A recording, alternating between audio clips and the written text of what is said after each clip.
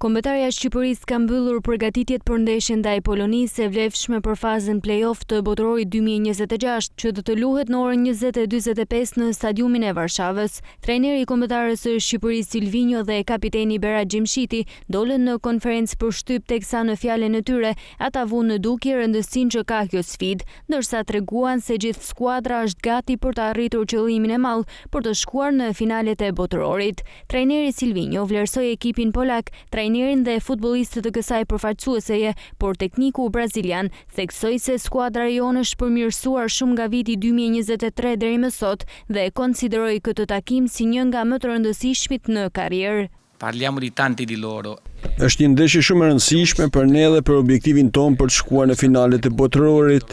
Polonia është një skuadër shumë e mirë, e fortë në tranzicion, e organizuar si në aspektin ofensiv ashtu dhe në atë defensiv, dhe me lojtarë cilësor e eksperiencë të turne mallor. Edhe trajneri i tyre po bën një punë shumë mirë. Nga ana tjetër, unë mendoj se skuadra jonë është përmirësuar shumë nga viti 2023 deri më sot. Kemi fituar eksperiencë dhe jemi bërë me konkurrues. Kjo është një nga ndeshjet më të rëndësishme për mua dhe për Shqipërinë, po në 90 minuta mund ndodhë çdo gjë dhe ne do bëjmë maksimumin për të arritur rezultatin që duam. Ndërkohë, kapiteni Berat Gjimshiti tregoi se skuadra është gati që të jap maksimumin me qëllimin për të bërë një ëndër të madh e realitet. Qendërmbrojtësi theksoi se shanset janë të barabarta, ndërsa tregon se ekipi është maksimalisht i motivuar. Sigurisht që kundërshtari ka një nivel të lartë dhe do provojmë gjithçka për me arritë këtë ëndër.